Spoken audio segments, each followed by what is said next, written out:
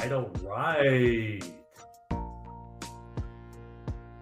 See if we get that go away. Welcome in. This is the Joe Gaither Show, a part of the BamaCentral Broadcasting Network. Very, very excited. Let's see if we can get rid of that music real quick. Very excited to have show number two underway. Welcome in to the BamaCentral Broadcasting Network, the Joe Gaither Show. Woo! Hopefully, we're going to have a lot of fun just like we did yesterday. I want to invite you guys to jump in and join the show on the Twitter machine at Joe Gaither6. You can find BamaCentral at BamaCentral.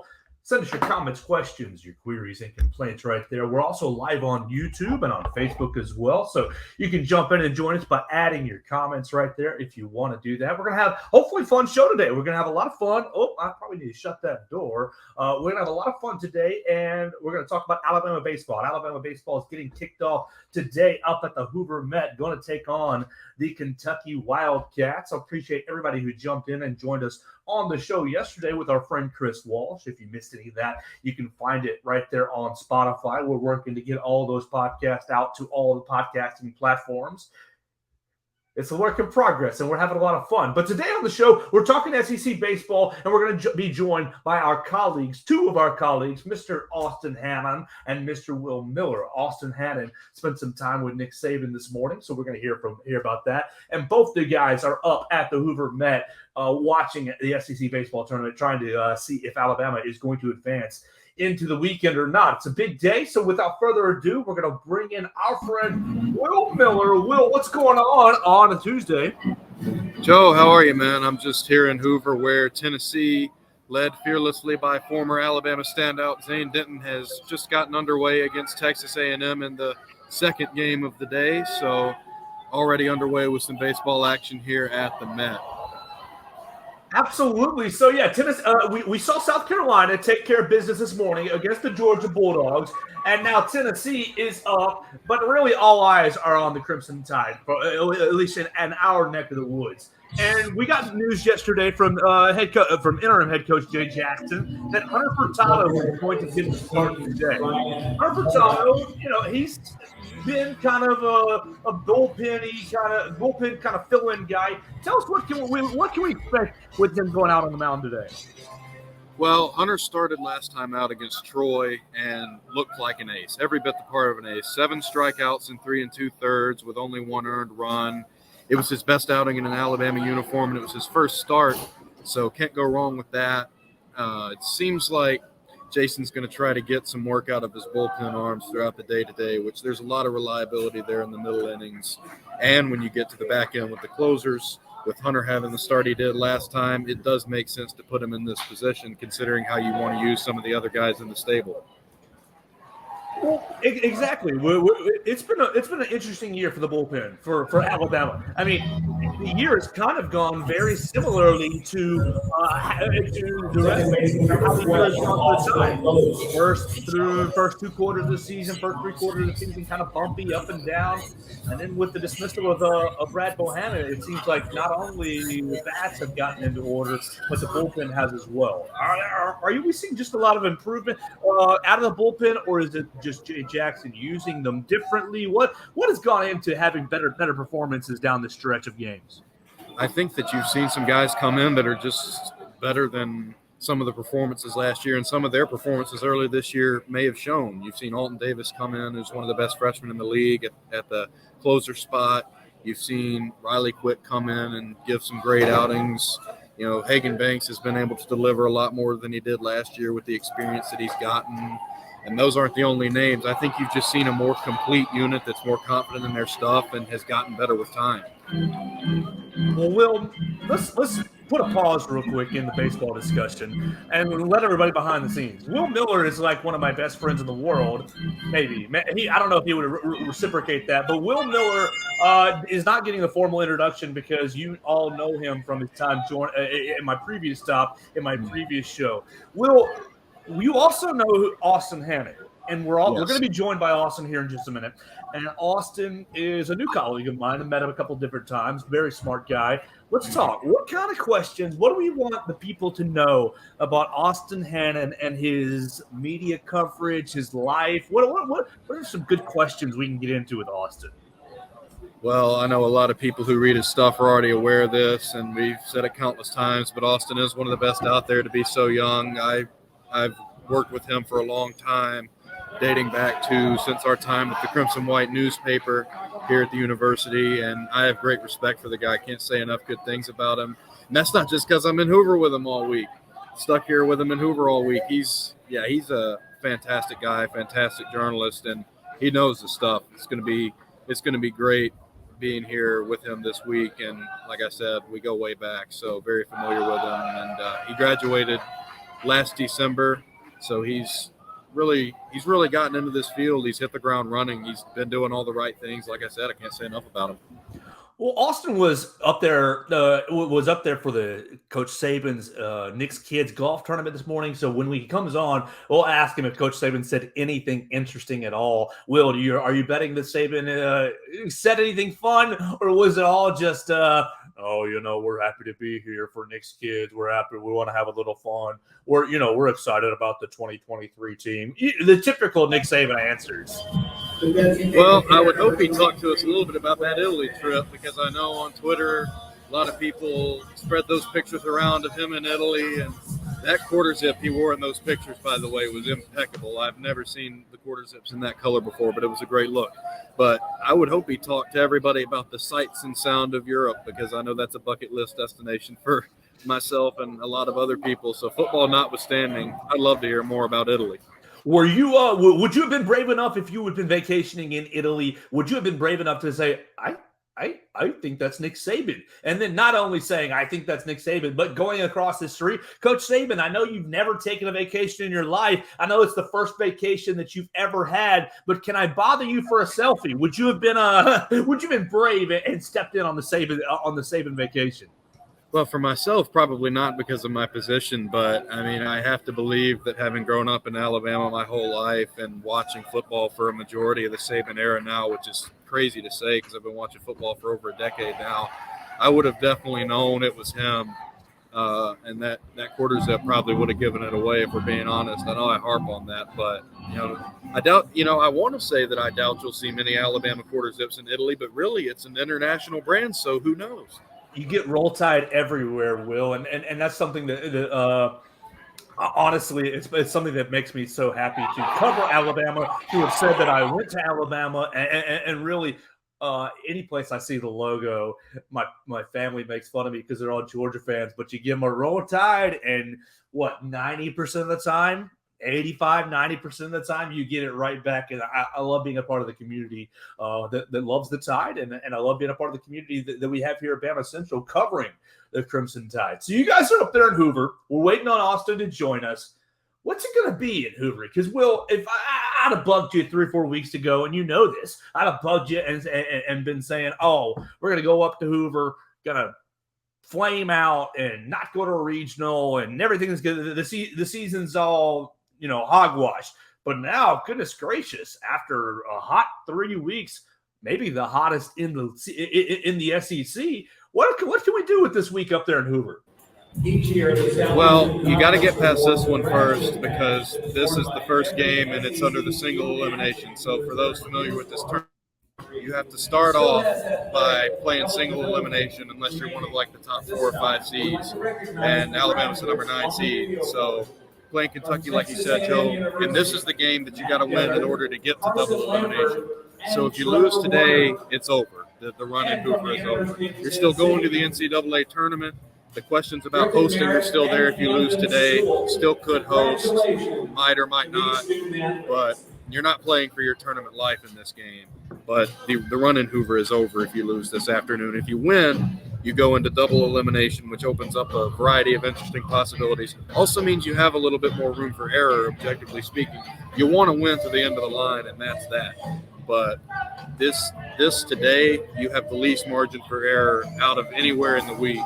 So it's really a initial hurdle that you kind of got to clear to make it to start getting on a run to where you want to go. Well, okay, and that's a great point, and that's where we're going to get back to Hunter Furtado and him starting. You mentioned as the kind of setup to today that Jay Jackson might be working and might be using today as a bullpen day. Now I know the Tide we just gave up. We just had our starters play this past weekend, Luke Holman and the traditional starters, Garrett McMillan, and I think Grayson Hitt as well. We're pitching over the weekend. With such little margin for error, Will, are you surprised that we're trying to go with a patchwork bullpen day for the Tide to get us into the double elimination portion of this tournament? Well, I was a little surprised, Joe, but at the same time, like I said, you're kind of riding the hot hand here with a guy that looked really good as he's ever looked at Alabama last time up. You want to get production from these guys, and you also want to have your starters available to the extent possible. So what that would mean that is if you win the game today, then you basically trot out your weekend guys 3 games in a row, these next upcoming games throughout the rest of the week, because the rotation has been so depleted by injury. You have Grayson Hitt, who is your number 1 guy coming into the year, and he's had Tommy John surgery, and he's going to be out for – that's still a question in and of itself. You have Ben Hess, who's not available, sophomore, supposed to come into his own this year, had a few starts. Now he's injured, not available. Garrett McMillan spent the first couple of months out of the year, and he wasn't available. He came back in April. This is a rotation that's dealt with so many injuries. Antoine John, who used to start, coming out of the bullpen now at the end of last year. He was supposed to be coming out of the bullpen this year. He had to have, I believe, Tommy John, and he's off the shelf for the year. So this is a unit that's so depleted. You don't have a ton of options when it comes to a theoretical number 4. So with Hunter, he's a guy that started really well last time. Like I said, his best outing period since he came over from Wake Forest. Right. So he's against Troy last week. 3 and 2/3 innings pitched. 3 and 2/3 innings pitched. Only gave up 2 hits off 2 runs off 2 hits. Had 7 strikeouts and 2 walks. This was 1 week ago down there at Troy. Yeah, and he had everything working. He was mixing guys up. He was getting people to swing and miss, which that was a key. Nobody could really figure him out. He limited the walks, still had a couple, but it was his best day, like I said. And if he can do that again today, and I know the SEC is a different league than playing Troy, all respect to the Trojans, but this is a different environment and atmosphere. But if he can do that, you're going to use your bullpen guys, like I said. A lot of guys can give strong middle innings, and then if it's all academic from there, you've set yourself up great to trot out your main guys going forward, which I think is what Jason Jackson wants to do and what he wants to set up. All right, so let's say we get past that. All right, we'll take the optimistic route here on the Joe Gaither Show on BamaCentral, part of the BamaCentral network. Really appreciating Chris Walsh and the BamaCentral team bringing us along. Let's take the optimistic route. Will Miller, Alabama beats Kentucky today, whether it's 1-0, 4-5, 11-0, doesn't matter. Alabama beats Kentucky today and ends up having to play. Your reward for beating Kentucky, you get the number 1 seed. You get the Florida Gators, who you play. You played tough down there in Gainesville. You lost 3-0, 8-7, and then you won 6-3 back in March. What kind of chances are you giving Alabama to tangle with the Florida Gators? Well, Joe, this is a team that first and foremost is playing fantastic ball right now, and that was not necessarily the case entering the Florida series in the regular 100%. season. You've also got to remember that even when entering that series in the regular season, it was very competitive. Alabama had a great chance to win that series down in the swamp. So there's a lot to like, and there's a lot of confidence with this Alabama team right now, knowing that they can hang with the best in the nation, and they've done it under all sorts of circumstances. So I think that you're really not looking at Florida and thinking, wow, this is a huge insurmountable task. Maybe it's a game you're not supposed to win, but it's certainly not a game that you go into feeling like you can't win. You absolutely feel like you can win that game. And if you do, that's huge. So I think that the confidence is there. They're playing great baseball. They were competitive with Florida the first time around. That's a game that you're going in and you're very positive about. There's a lot of great perspective going into that game that you're thinking, we can really do something here. It's not just, they're the number 1 seed and they're all mighty and we've got no shot. That's not how you're looking at it at all. Will, you've covered this baseball team all season long, whether it be for BamaCentral right here at BamaCentral.com or other outlets. And so you follow the team as close as anyone. And I'll be honest, I've been the casual. I've been kind of just following the headlines and just kind of keeping up with it and that sort of thing. So am I a dummy or am I out of line when I say, oh my gosh, you fired Brad Bohannon for something extremely nefarious, and the team goes 8-2. The trajectory goes up, and really, it's an 8-2 that it probably could have been 10-0. The team has just exploded. So, am I an idiot to say, "Oh my gosh, this what could have been the entirety of the season?" You know, you're entering the last week. You're at number 24 with Division I baseball. Could this have been a top 10 team all season long? Could we have a national championship team under the surface of a Brad Bohannon scandal?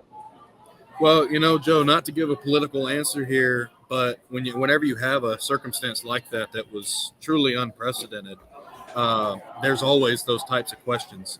And I definitely think that this is a team that's been very good, and they've been very good all year. They've competed with all these teams that are at the top of the heap. They nearly won that first LSU game and that second LSU game, both right down to the wire. It feels to me like they're confident enough to know that, yes, that is a possibility, and now they're going to play with that at the forefront of their mind that, hey, yes, we are this good. We can do this. I mean, it's insane how the difference, because I admit a little bit of a casual baseball fan, but I admit my perception, and granted, perception not always reality, but my perception of this program was middling, hapless, kind of going nowhere, kind of out there in the doldrums waiting for some wind to come behind the sails. And I mean, I'm struggling with two thoughts here, Will. One, that a college coach would sabotage or might allegedly could do anything nefarious. We don't know for sure exactly what Brad Bohannon's involvement was, but the fact that there might be something nefarious going on, and it blows my mind. But then the other thing is to have a team respond so well and to show, okay, this team really has a lot of ability and has a lot of want to and has a lot of drive and has that togetherness.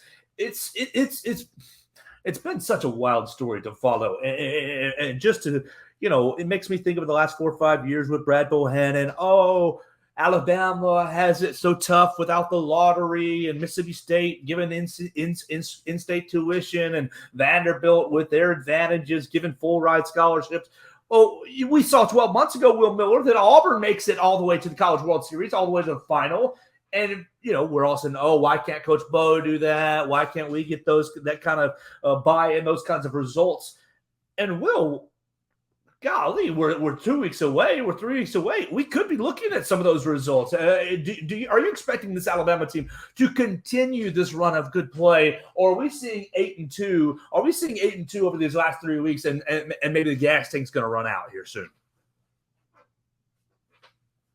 Well, Joe, if this is truly for real, then the possibilities to me are very big. You could, especially if they get to host the Tuscaloosa Regional, we know that's been floated around a lot. You're feeling good about that with a win today without saying too much, that there will be a Tuscaloosa Regional in the NCAA tournament. If you can clear that important first hurdle, like I said. But you got to also remember, Joe, Alabama has been there before, made the College World Series final twice, made the national championship 2 times, and really, got carved up by Roger Clemens back in '83, which who hasn't been carved up by Roger Clemens? Made it in the '90s, I believe, lost to LSU, which is a team that's right up there this year also. And like I said, the confidence is going to be massive for this team. They're 8-2 coming into this run here in Hoover, looking good to host if you're able to win today. Definitely if you win today and tomorrow. The confidence is flying high, and with this team's potential, like you discussed in the previous question, who knows? Anything can happen at this point in the year, and it's the postseason. You can never expect the conventional in any college sports postseason, and there's that element to consider as well. There are a lot of possibilities, Joe, and I think one of those possibilities is an extended stretch run deep into June. All right, before we bring on our friend Austin Hannon, we're going to do that in just a minute. Will, I want to put you in a hard scenario. Alabama beats Kentucky, loses to Florida, and faces Auburn in the elimination losers bracket. How juicy would that be for us as a coverage team, but also just for the tie? Alabama and Auburn in Hoover elimination game. Well, I'll tell you first thing, Joe, the turnout would be unbelievable. I've seen a lot of, obviously I've seen my fair. I drove over here. And we're far off from the Alabama game at this exact moment. It's not going to start till around 5 p.m. So, I've already seen a lot of the stickers on cars, whether it be the Script A or the interlocking AU. It would be an incredible turnout, one of the best atmospheres the tournament has seen in a while. Alabama won that regular season series. You've also got to know in the rivalry, Auburn is going to want it back. And in tournament play, so much changes. It's the postseason, so much changes. Matchup wouldn't be the same, but you would likely see Garrett McMillan start. He was great against Auburn, came out in game 2 of the Auburn series, had to deliver. It was his second start after he came back from being hurt for 2 months, and he absolutely dealt. So he's probably going to have that performance somewhere in his mind if he were to go back out there again in an elimination setting. And with the way he was last time, you don't feel bad about that pitching prospect. So I do think that Alabama would probably win that elimination game based on the way they pulled together in the Auburn series and finish that off. Ooh, that'd be so exciting, Will. And that would be a Thursday game. That'd be a Thursday game that we'd all have to pay attention to right here at BamaCentral and following the Alabama Crimson Tide. So let's put Will Miller on the shelf real quick. Actually, Will, I will want your help figuring out the best way to talk to Austin, getting some good questions. So we'll be right back to you. We're bringing in Austin Hannon of BamaCentral. You know him. You follow him on Twitter at Austin Hannon SI. He's been up at Hoover following the Crimson Tide. He was up there yesterday watching batting practice, and he was out on the golf course earlier today. So, Austin, did Nick Saban tell you anything fun this morning ahead of the Knicks Kids charity event? Yeah, I mean, it kind of started out how you thought it would. He talked about his charity a little bit. Josh kind of filled us in on how it was going to go. Chris kind of told me how he likes to act at events like this, and he's not going to want questions about, Tony Mitchell and is he suspended, and obviously some people are going to ask about that, and there's going to be other things that people will know, the quarterback situation, which he did talk about a little bit, just a tiny bit. He wanted to fill in that he likes competition and he likes having 5 guys in there, including the 2 freshmen that are all battling for that job, and they're all going to get in there in the middle of June and start camp up and start ramping up for this 2023 season. But he talked a little bit about the quarterbacks. He talked a little bit about his foundation, and a little bit about his Italy trip, actually, too. There was a question about, people were seeing you in Rome, and what's that like? And he said, that's kind of what the Alabama brand is now. You kind of go worldwide and you'll see people, and a lot of those people obviously are probably from the States and just on vacation in the summer. But he liked to talk about that a little bit. But just a low key day for Nick Saban. He showed up with Miss Terry and his kids and grandkids and friends, and everybody was there for him, and it's just a really great thing he was putting on. I think they're nearing $12 million of charity since he arrived in 2007 for Nick's kids. So just a great thing he's doing in the community, and typical Nick Saban. He was about the same as he always is, a little bit more happy maybe off season wise. Well, Austin, we're going to hit on all those things, and I do want to know what he said about the quarterback and what he said about Italy, this, that, and the other. But I want to know you, Austin. I've only met you a couple of times, and I'm really excited to be a part of the team. I want to know you and kind of just get to know you, and hopefully we can have a lot of fun here. So, Austin, you just graduated from Alabama a year and change ago. Is that correct? No, less actually. December 10th of 2022. So, there you go. Yeah, I finished up in 3.5 years at the Capstone. It was a great time. I grew up an Alabama fan. My dad went to school there, a lot of family members. So it was kind of an easy decision for me. I took one college visit. It was to Tuscaloosa, where I'd already been, hundreds of times for football games and basketball games and whatnot. But just finished in December. All right, awesome. So you hit a lifelong Alabama fan. Are you from the state of Alabama? Are you from the Yellowhammer State or somewhere else? So I was born in Montgomery. My dad grew up in Montgomery. He went to Jeff Davis High School. If anybody out here knows where that is. My mom grew up in Huntsville. She went to Grissom High School. She ended up being a Texas A&M Aggie in college, but my dad went to school in Alabama. And, I was born in Montgomery. Moved to Knoxville, Tennessee, actually, when I was pretty little. Lived there for 5 or 6 years, and then I moved over to Nashville, Tennessee for high school and elementary school and middle school. So I was born and raised mostly in Nashville, Tennessee, but if you want to be technical about it, I was born in Montgomery, Alabama. So, yeah. Okay. Where'd you go to school in Nashville? I know several of those schools. My high school played a lot of Nashville schools. Okay, I went to Ravenwood. Ravenwood. Okay, I went to McCallie and Chattanooga. I think we did a couple soccer games or lacrosse games with Ravenwood. That sounds familiar.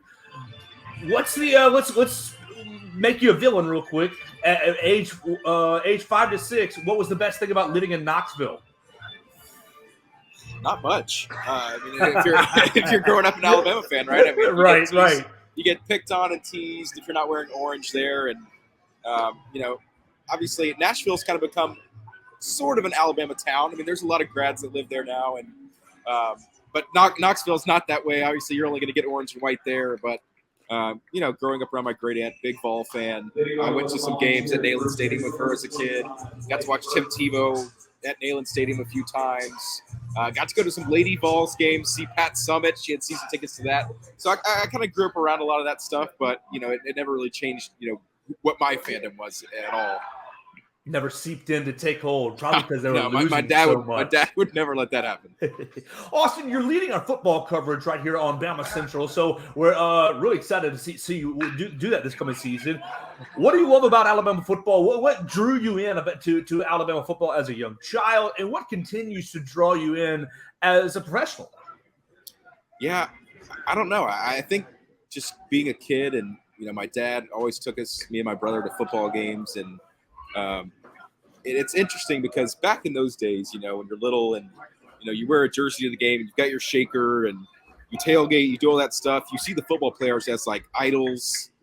So we'd stand down on the fence there, Bryant Denny, and watch the quarterbacks warm up and watch the team run out, and everything's so surreal back when you're a little kid, and then now kind of being around it and getting to know these people and getting to meet people like Bryce Young and understand their personalities, and it doesn't really change anything. I think you still respect the athletes, and you kind of look at them as like, wow, these are like exceptional human beings that have great talent, and it's a joy to cover them. I mean, it is. That's why I went to school and did what I did and graduated with a journalism degree, and I'm lucky to be here where I am at BamaCentral, getting to do stuff that as a kid I would have never believed I've got to do. Well, Austin, I really appreciate you jumping on and giving me some of your day so far. You can follow Austin on Twitter at Austin Hannon SI as Texas A&M. It seems like they are getting on the board up there at Hoover. Texas A&M taking on Tennessee has a 1-0 lead, and it sounds like the Aggies fans are getting after the Vols. That makes me very, very happy. Austin, what did Nick Saban say about the quarterbacks this morning up at the Knicks Kids event? Yeah. Like I said before, just really it was short, brief. He didn't want to talk too much about football. He wanted to kind of keep his mindset on what he was doing today and, giving back to the community and everything like that. But like I said, he said the competition is great. You bring in Tyler Burke, you bring in 2 4-star quarterbacks. You've got Jalen Milroe, you've got Ty Simpson. They're all going to be competing. And I think that's a good thing for the quarterback room. It's some schools don't have that pleasure where they can have 5 guys that can start on any team in the country and just throw any of them out there. But we've got 5 guys that are going to compete, play all summer and all fall, getting ready for the season. And whoever comes out on top is going to have earned it because they're going against a bunch of good guys in camp. And nothing's been settled. Nothing's been, there is no starter right now. There is no this and that. But he wanted everybody to know that the competition's going strong. And at the end of the day, the best guy is going to be decided on. Let me ask for some context, because did it sound like Nick Saban was justifying the decision to bring in Tyler Buchner? We haven't heard from Coach Saban since Buchner has come from the transfer portal, so there really hasn't been a chance to ask about Tyler Buchner. Coach Saban has been very vocal in the past, saying if we bring in a transfer, they're going to obviously have the talent to go ahead and play. We're only bringing in transfers who will help the roster immediately, and so it sounds like, and I don't want to mishear you, but it sounds like was maybe Coach Saban trying to justify to you guys the decision to bring in Tyler Buchner? Not necessarily that. I don't think he was really going to answer a question about, why did you bring Buchner in? What's the purpose? Is he going to be the starter? I think. But if you remember A-Day, when he talked after the game, it wasn't pretty, right? I mean, Jalen Milroe and Ty Simpson didn't play the greatest that they've probably ever played. It was kind of a gross day at Tuscaloosa and not a very pretty ball game. And after the game, he kind of said, hey, like, if we're in a position where we feel like we can make our football team better, we're going to do so. And, a week or two later, they bring in Tyler Buckner, and it's like, well, it seems like a match made in heaven. You've got Tommy Reese, who's already coached him before. He probably knows the playbook and everything like that. So he wasn't lying to us after A-Day when he said he's not against, bringing anybody and everybody that can help contribute to make the team and program better. He's obviously going to do that. So, nothing much on that front today. But, if you take it back to A-Day, and that's kind of what I think he feels about Buckner. Well, also, I was watching on the social medias just as things were getting going up there at the Knicks Kids event. And Coach Saban's out there giving Kool-Aid McKinstry some golf lessons. Now, I don't know how experienced Kool-Aid is at golf, but we all know Saban's love and really affinity for the game. What do you think that golf lesson goes like, Austin? I have no idea. I can't even tell you if Kool-Aid's probably picked up a golf club before. But he likes to have fun with his players. I think that's what draws so many recruits and so many people to Nick Saban in Tuscaloosa, because the person he is. You've seen him have fun out in the lake with players, and kind of introduces guys to different things that maybe they haven't experienced before. But very funny that he brought in Kool-Aid, and I think he's liked Kool-Aid ever since he recruited him. It didn't seem like a big match made in heaven with Nick Saban and Kool-Aid McKinstry, two personalities. But I think they've kind of meshed. And as Kool-Aid's gotten older, Nick Saban's like his talent on the field, and he's going to be one of the best quarterbacks in the country this year. So might as well try get him some golf lessons as well. Makes me think back to Kool-Aid's freshman year, walking on A-Day. Kool-Aid, don't walk on the dang field! Just yelling at him, getting after him. Austin, are you a big golf guy? You enjoy the game of golf, or not so much? Where do you stand? It's a love-hate thing, because the game's so hard, right? And so when I get out there and I'm able to play maybe 3 times a year, I'll give you guys that. It's not nearly enough. My grandparents play every single day, religiously.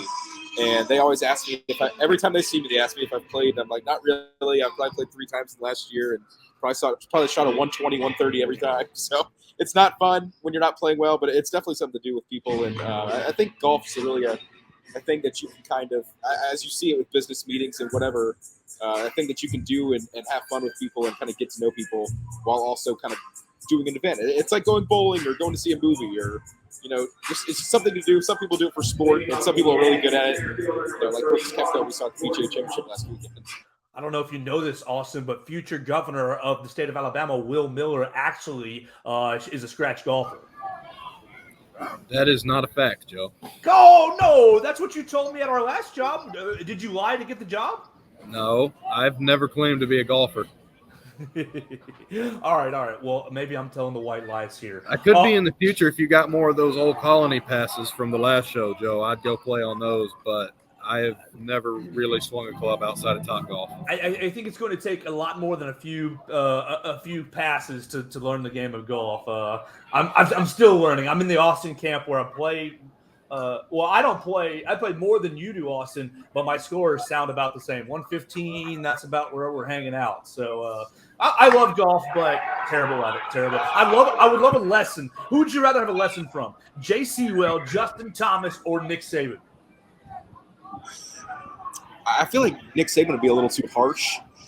I'm going to say Justin Thomas. I like his vibe. I think his age is closer to mine, so maybe we could be a little bit more relatable. Plus, he's obviously the best of all 3 of them. So, yeah, I'm going to go with Justin Thomas. Will? I agree. JT's got 2 majors. Hard to argue with that kind of a result.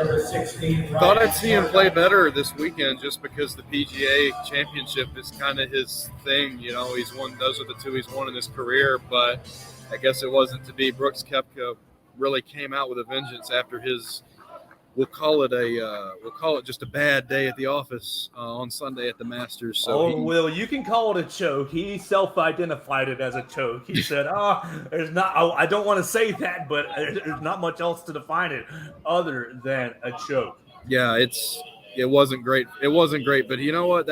He came out with a vengeance, like I said, and just got the job done. But Justin was the reigning champion going in, and it's not many guys that can go into a major and say I'm the reigning champion. So, yeah, Justin's my pick. Let's head back to Austin real quick. And Austin, we already bothered Will Miller about the SEC tournament and kind of what we're going to see today. But I want to hear from you because we're talking about Hunter Furtado. We're talking about putting a bullpen game together for the Alabama Crimson Tide. You've got a hard matchup with the Kentucky Wildcats. I think that it's not going to be very easy for Alabama. What do you make of Alabama's chances to advance to the double elimination portion of the SEC tournament this afternoon? Well, the Butterflies are going to be there. I think every team that's here in Hoover today that has to play in these first single elimination games is feeling that.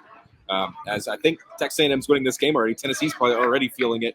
I've mentioned it a couple times this week as like the old, not even very old, a couple years old MLB wildcard scenario where you kind of go in, you've got 9 innings to continue, not necessarily your season in this case, but your tournament appearance here in Hoover. And we're all excited about covering this event, me and Will, but it could all end in just about a few hours. So they got to come out, and Hunter Furtado's got to do what he's got to do. He's got to go out there and throw 3 or 4 good innings, and then kind of get it to the bullpen, get it to Hagen Banks, get it to Cade Woods, maybe Alton Davis at the end, and try to continue this thing, and then play with free money against Florida tomorrow if you get there. So it's I think it's an awesome setup because it puts so much pressure and so much excitement into the first day, but to get into like the real SEC tournament, you got to win today, and then you got 2 losses to play with the rest of the way. But yeah, the lineup's going to be there. They've been there all year. They've got 1 to 9 good hitters.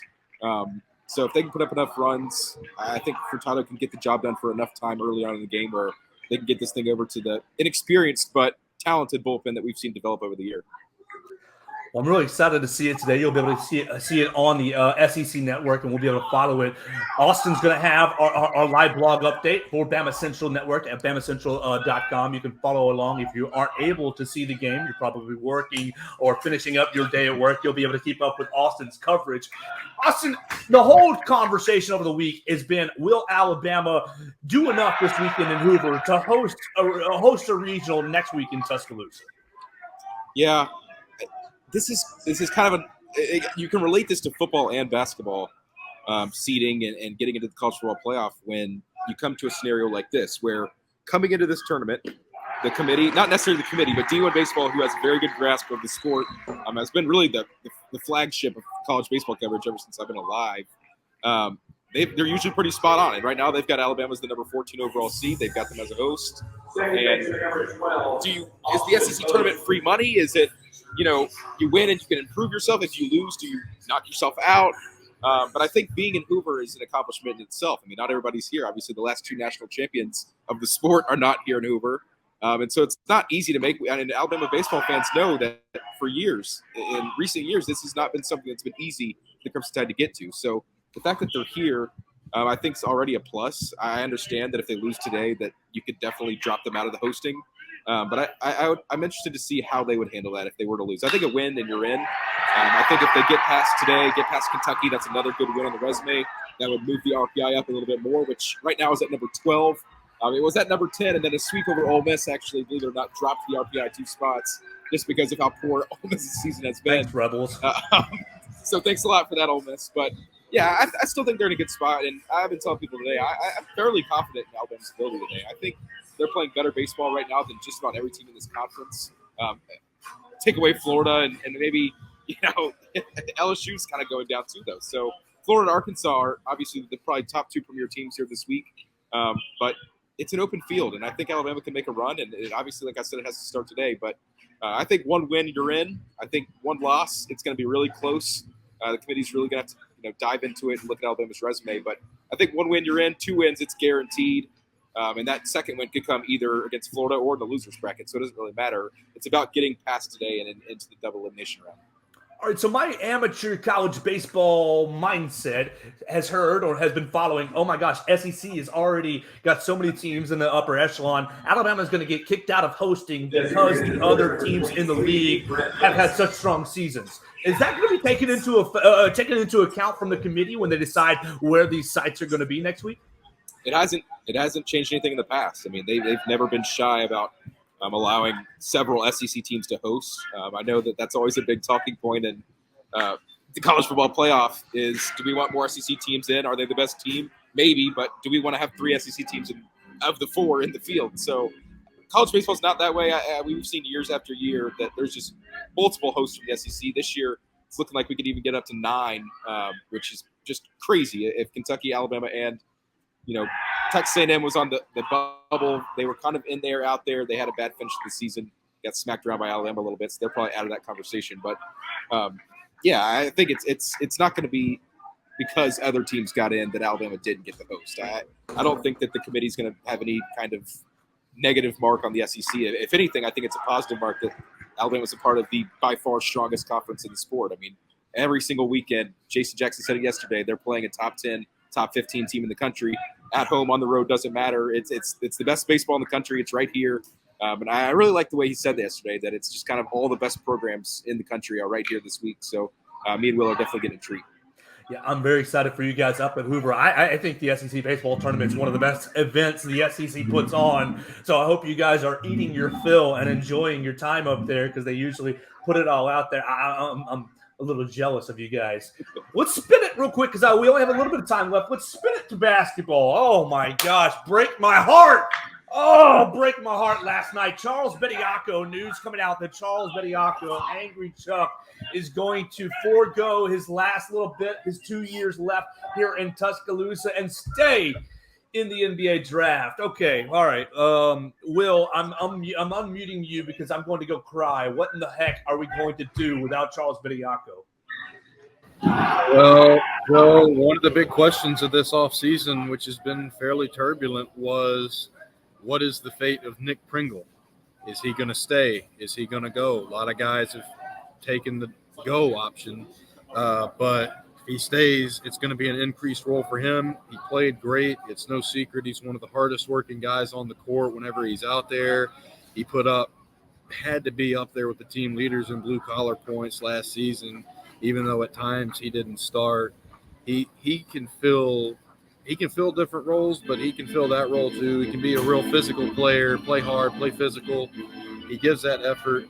He'll be angry too. Talk about angry Chuck.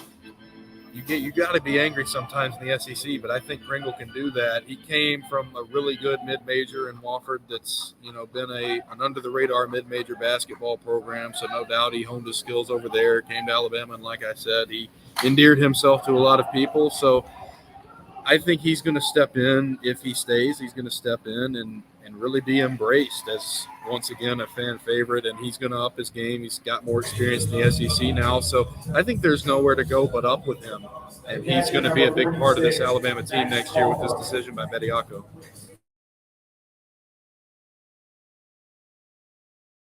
Fix that. But 100%. But Austin, with that being the case, what do you think Charles would have heard from these NBA scouts to encourage him to stay in the NBA draft? Because we weren't hearing first round. We weren't hearing lottery pick for Charles Bediako, and I'm not sure that he even got that feedback. What would he have got? What would he have heard from scouts and agents to encourage him or solidify him in the decision to stay in the NBA draft pool? I mean, it must have been something, it's something positive. I mean, whether they said, hey, you're probably going to get a second-round grade, hey, you're probably going to get maybe signed after the draft to a G League roster, and next thing you know, if you work hard there, Dante Hall showed that in the past, you can get on an NBA team. So is that worth foregoing another year in college? To him, maybe it was. And so, couldn't happen to a better guy. I mean, getting to kind of know Charles over the last season and just the guy he is and how interviewing him is a treat just because how tall he is. And I'm about – to his mix my head, the top of my head. You're not short. You're not short. No, but he's still got a whole. I mean, he's 7 feet. I'm 6 feet on a good day, so he's still got a whole ruler's length, a whole foot on me. But yeah, a great guy. I mean, the scouts that were in Nashville for the SEC tournament, the scouts that were in Birmingham and Louisville for the NCAA tournament saw exactly what they needed to see for him to get at least some kind of positive reinforcement. I was a little surprised. I thought that this was going to be one of those things where he goes and, checks it out, and they say, hey, maybe another year, if you can perform like you did at the end of last year, you're going to be all set. And he would come back and have a great year and lead this team and be one of the leaders on the team. So I think that's what we're still going to see with Mark Sears. I don't think he's going to get a draft grade that he's going to be comfortable with to leave unless he transfers, which I can't see that really either, being an in-state guy and having the year he did. So good for Charles. I mean, great season he had last year. He really, really grew his game from as a freshman until last year. And I'm excited to see wherever he goes. So where does Nate Oates and his staff pivot? We still have one open coaching position, which I believe will get filled in the next month or so. But where do we fill? How do we pivot with the loss of Charles Bediako? Papa Conte just committed to Pittsburgh in the last day or so. 6'10", four-star forward. So that seems like that option is gone. Is there any way we can talk Papa Conte out of going to Pittsburgh, or is there any recourse that Nate Oates and company can do to fill the front court need? Yeah, we'll see. You mentioned one open coaching spot. They got 3 open player spots. So that gives you a lot of room to improve your team over the next few months and kind of build that roster for next year. But yeah, Will said it's been kind of a tumultuous offseason. It's not every offseason. I mean, Nick Saban's used to this, right? You losing every single one of his staffers every season, but that's tough for a college basketball program. I mean, and this is a program that, those guys helped Nate Oates build, and now that they're not there anymore, it's going to have to be kind of start over time. And you lost Brandon Miller, you lost Noah Clowney, you're losing Charles Bediako, you might be losing Javon Quinterl. I mean, this is just about every single thing that made this team go last year. It kind of seems like it's going to be gone next year. So we're really going to find out, about Nate Oates' coaching ability and what he's able to do and where he's able to take this program. But I agree with Will. I think Nick Pringle's the key. I'm not uncomfortable with him being the starting 5 next year. I think he's got a great athletic build. He's been great on offense. He hits the glass hard. He just needs to get better at positioning on defense and being in the right spot and picking roles and stuff like that. But he's a good player, and he's a talented player, and he showed this year that he's more than capable of stepping into that role when needed. So I'm not hearing Final Four, sadly. Because I was on the train last year. I was leading. I was in the front leading. Will, come on. Can I get my seat back? The Final Four or bust? Come on, Will. We can do it with Nate Oates. He'll fill the 3 position with what? Michael Jordan, Sean Bradley, some real nice players. Come on, Will. Final Four for the Tide, right? I mean, you guys know me. I've been on the Nate Oates hype train since he was at Buffalo. I've believed in him for a long time, and I believe he has the chops to lead Alabama to the Final Four.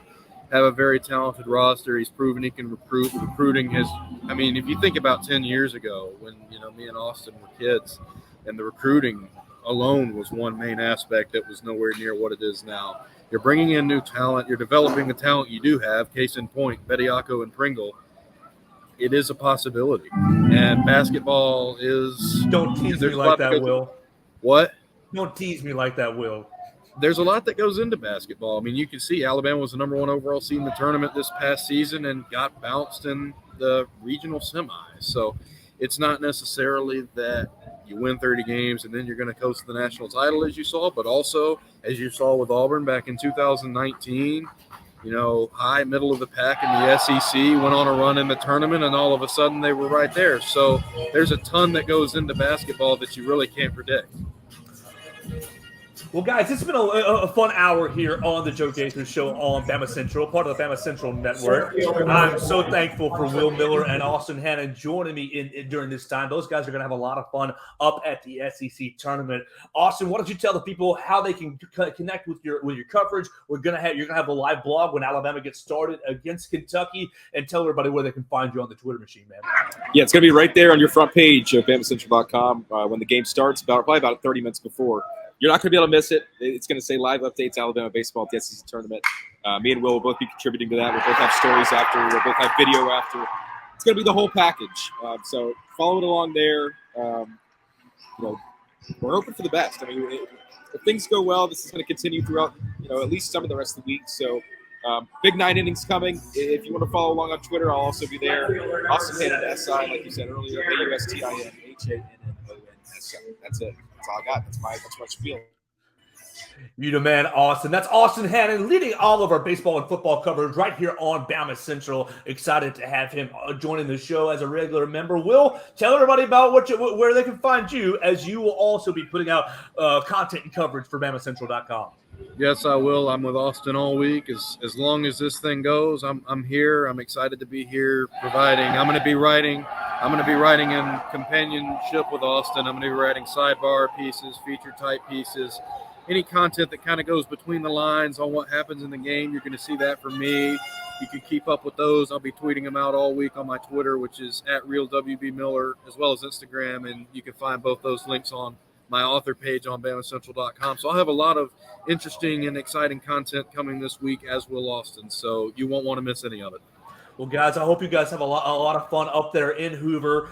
Selfishly, hope you guys have a long week up there in Hoover so everybody can be celebrating the Tide success as the train keeps rolling for Alabama baseball. That's going to do it for us on the Joe Gaither Show on BamaCentral.com, a part of the BamaCentral network, for this wonderful Tuesday. We'll be back with you tomorrow at 1 o'clock, and hopefully we will be reporting and talking about an Alabama win over the Kentucky Wildcats and kind of talking about Alabama and Florida. So it's going to be a great rest of the week right here on BamaCentral.com and right here on the YouTube channel at Bama Central. So for Austin Hannon, for Will Miller, I'm Joe Gaither. This was the Joe Gaither Show. Another day in the books. We'll be back with you tomorrow. Roll Tide, everybody.